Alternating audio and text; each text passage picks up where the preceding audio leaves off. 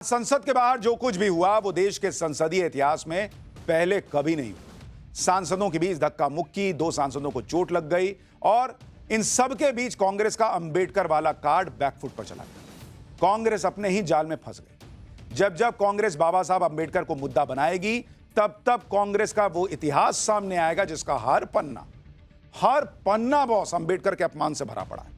इसके बारे में हमने आपको कल बताया था, लेकिन कल में खत्म नहीं हुआ है मामला। इतना अपमान किया है इन लोगों ने अंबेडकर का। आज आपको कांग्रेस के इतिहास के कुछ और चैप्टर दिखाऊंगा जिससे पता चलता है कि कांग्रेस ने बाबा साहब को कभी बड़ा नेता माना ही नहीं। कांग्रेस के लिए सिर्फ नेहरू गांधी खानदान का महत्व रहा है और कांग्रेस किसी दूसरे नेता को नेहरू गांधी से बड़ा न मानती थी न मानती है। और इसके लिए बाबा साहब अंबेडकर के योगदानों को हमेशा कांग्रेस ने नकारने की कोशिश की।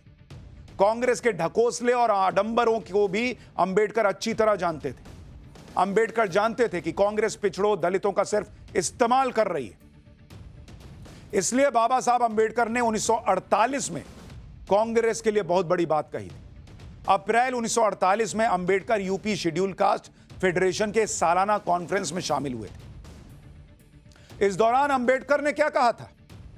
अंबेडकर ने कहा था कि कांग्रेस दलितों की दोस्त नहीं है। कांग्रेस में शामिल होना आत्महत्या करने जैसा है। दलितों को अपना खुद का दल बनाना चाहिए। यह थे बाबा साहब भीमराव अंबेडकर के विचार कांग्रेस के लिए कि कांग्रेस दलितों की दोस्त कभी नहीं है। कांग्रेस में जाने से अच्छा है आत्महत्या कर लेना। इसलिए दलितों अपना खुद का दल बनाओ। और वही कांग्रेस आज दलित करती है। बाबा साहब अंबेडकर के लिए उस दौर में कैसा माहौल बनाया जाता था, इसे भी आपको समझना चाहिए, जिसके बारे में अंबेडकर द प्राइम मूवर किताब में बताया गया। 1956 में अंबेडकर का निधन हुआ था। उस पर जवाहरलाल नेहरू ने शोक प्रकट करने के लिए एक छोटा सा संदेश दिया था, जिसमें नेहरू ने क्या कहा था आपको पता है? शोक संदेश दे रहे थे नेहरू अंबेडकर की मौत पर। और क्या कह रहे थे? वो यानी अंबेडकर कई सालों तक भारतीय राजनीति में एक विवादित चरित्र थे, लेकिन उनकी यानी अंबेडकर की शानदार खूबियों के बारे में कोई शक नहीं है। मतलब एक लाइन में कह रहे हैं कि खूबी थी, लेकिन उसके पहले यह लगाना जरूरी था कि बहुत ही कंट्रोवर्शियल कैरेक्टर थे अंबेडकर। कोई आदमी मर गया है, शोक संदेश लिख रहे हैं और उसमें लिख रहे हैं कि भारतीय राजनीति में एक बहुत विवादित चरित्र थे अंबेडकर, लेकिन शानदार खूबियां भी थी, इसमें कोई शक नहीं। मतलब दिल से एक शोक संदेश भी कांग्रेस पार्टी नेहरू नहीं लिख पाए अंबेडकर के लिए। और आज प्रियंका वाड्रा और राहुल गांधी कह रहे हैं कि अंबेडकर क्यों नहीं करती बीजेपी? आपने क्या किया अंबेडकर के साथ? अंबेडकर ने उस दौर में कांग्रेस का जमकर विरोध किया था और इसी वजह से अंबेडकर की इमेज खराब करने के लिए उस समय न जाने क्या क्या कहा जाता था, जिसके बारे में अंबेडकर की जीवनी लिखने वाले धनंजय कीर ने लिखा है कि उस वक्त कांग्रेस के दौर में अंबेडकर को सुनियोजित तरीके से भारत में सबसे अधिक नफरत किए जाने वाला व्यक्ति बना दिया गया था। पूरी साजिश के तहत अंबेडकर को असभ्य, अहंकारी व्यक्ति के रूप में कलंकित किया गया, जिसमें मानवीय विचार ही नहीं थे, ऐसी छवि बनाई गई। यहां तक कि कांग्रेस के विरोध की वजह से कांग्रेस के लोगों ने अंबेडकर को एक शैतान के रूप में पेश किया। अंबेडकर को सार्वजनिक उपद्रवी नंबर 1 के रूप में दिखाया गया। अंबेडकर को प्रतिक्रियावादी, ब्रिटिश सरकार का पिट्ठू, देश का गद्दार और हिंदू धर्म का विध्वंसक करार दिया गया। मृत्यु के बाद भी अंबेडकर के नाम को दशकों तक मुख्य धारा से अलग थलग रखा गया। यह अंबेडकर की जीवनी लिखने वाले लिख रहे हैं कि यह हाल बना के रखा गया था उस वक्त अंबेडकर का। बीजेपी तो नहीं थी उस वक्त। किसने यह छवि बनाई अंबेडकर की? अंबेडकर के प्रति नेहरू और कांग्रेस का इकोसिस्टम क्या सोचता था, अंबेडकर की इमेज कैसे खराब करता था, यह आपने सुना कि क्या लिखा हुआ है। अब आपको बताता हूं कि दलितों के लिए नेहरू के क्या विचार थे और इस पर अंबेडकर ने क्या कहा था। डॉक्टर बाबा साहब Ambedkar writings and speeches volume 14 में इसके बारे में साफ लिखा है, जिसमें अंबेडकर कहते हैं कि वो ये सोचते रहते हैं कि क्या भारत में दलितों के लिए कोई अलग व्यवस्था या अलग दुनिया है, लेकिन ऐसा कुछ दिखाई नहीं दिया।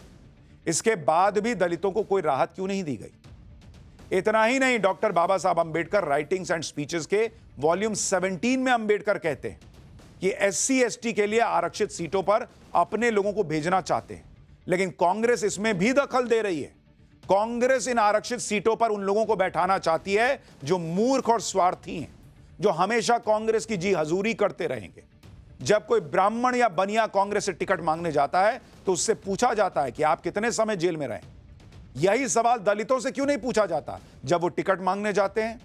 आखिर क्यों अनपढ़ और गुमनाम या अलोकप्रिय दलितों को कांग्रेस टिकट देती है? यानी दलितों के साथ कांग्रेस छल कर रही थी, यह बाबा साहब अंबेडकर बोल के गए। अंबेडकर के प्रति कांग्रेस की सोच आज भी वैसी ही दिखती है। भले कांग्रेस अंबेडकर के नाम पर आज छाती पीट रही, लेकिन उसका इतिहास अंबेडकर के अपमान से भरा हुआ है।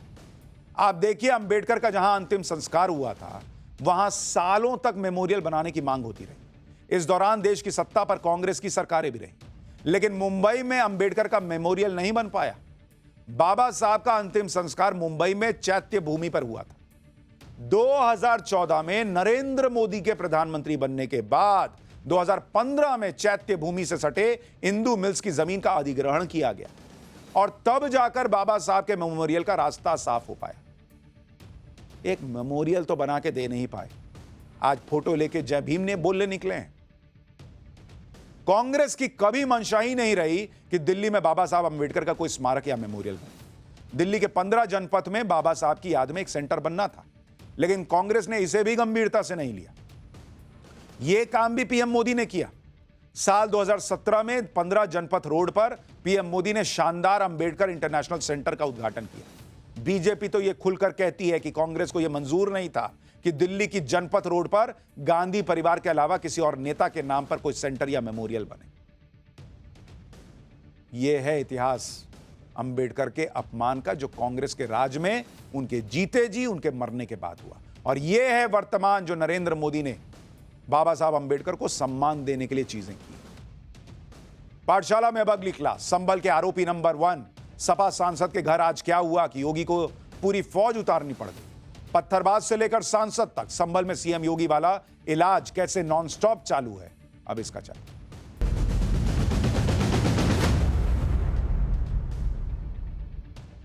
कुछ दिनों पहले तक जिस संभल में पत्थरबाजों से हमदर्दी जताने की होड़ लगी हुई थी, उस संभल में अब योगी आदित्यनाथ के ताबड़तोड़ एक्शन ने पूरा सीन बदल दिया है। संभल हिंसा की जांच के दौरान हर रोज ऐसे खुलासे हो रहे हैं कि खुद को विक्टिम बताने के लिए नैरेटिव गढ़ रहे लोग अब खुद कटघरे में खड़े नजर आने लगे। जाहिर है, संभल को लेकर योगी आदित्यनाथ बहुत गंभीर है। सीएम योगी विधानसभा में भी साफ कर चुके हैं कि वो संभल पर झुकेंगे नहीं, सनातन पर रुकेंगे नहीं। संभल में सीएम योगी वाला इलाज नॉन स्टॉप चल रहा है। आज संभल के सपा सांसद के घर की बिजली गुल कर दी गई। संभल में लोगों को भड़काने के आरोपी सपा सांसद बर्क की हालत तो यह है कि उनकी सारी फाइल्स सीएम योगी ने खोल दी। संभल हिंसा में दर्ज एफआईआर में जियाउर रहमान बर्क आरोपी नंबर 1 है। उनके खिलाफ